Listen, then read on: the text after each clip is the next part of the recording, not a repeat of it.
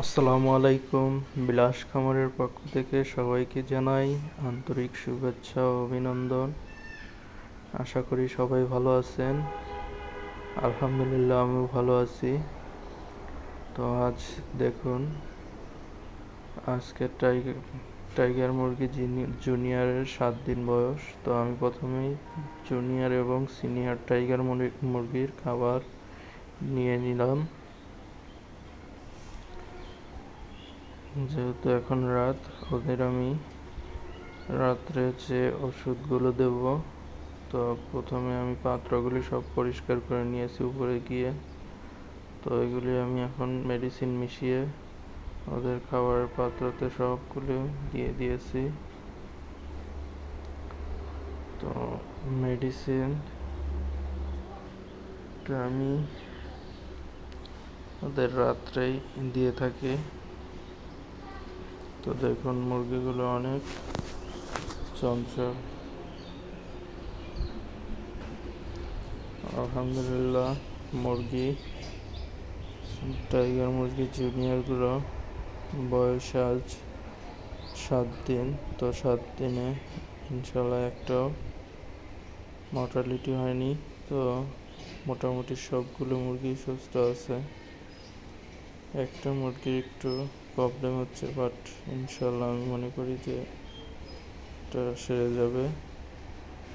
ওটার মলদ্বারের মল একটু লেগে আছে, আর অন্যান্য মুরগিগুলোর মতো অত চঞ্চল না। এক এক জায়গায় ঘাপটি মেরে থাকে, বাট মাঝে মাঝে পানি খাবার খাচ্ছে। তো ইনশাল্লাহ খাবার খেলে বা করলে অবশ্যই সুস্থ হবে। একটা জিনিস লক্ষ্য রাখবেন যে যদি আপনার মুরগি যদি খাবার পানি এগুলো ঠিক মতো খায়, ও চঞ্চল না হলেও ও ঠিক হয়ে যাবে একসময়। বাট যদি খাবার এগুলি বন্ধ করে শুধু ঝিমায়, তাহলে বুঝবেন যে না, ওকে আর ভালো করা সম্ভব না। তো আমি মনে করি ইনশাল্লাহ সুস্থ হয়ে যাবে। তো আজ আমার 7 দিন মুরগির বয়স। তো 7 দিনে আমি প্রত্যেক দিনই আপনাদের ধারাবাহিকভাবে ভিডিও দিয়ে যাচ্ছি। তো আজকের ভিডিওটা একটু ছোট করেছি এবং সারাদিন আমি সময় পাইনি ভিডিও করার। তো দেখুন, আমি রাত্রে যে মেডিসিনটা দিয়েছিলাম, রেনামাইসিন টাইগার মুরগি জুনিয়রের এবং ডাইক্সোভিট, যেটা সিনিয়রদের দিয়েছি। কারণ ওদের আমাশার ডোজটা দেওয়ার পরে আমার কেমন জানি মনে হয়েছিল যে ওদের ঠান্ডার প্রবলেম আছে একটু একটু।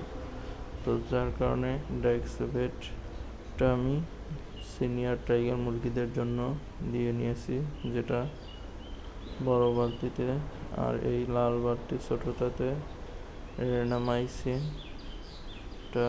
দিয়ে নিচ্ছি। তো সকালে ওদের দিয়েছিলাম থায়োবিন, যেটা ওদের পাখা পা এগুলি সঠিকভাবে নড়াচড়া করার জন্য।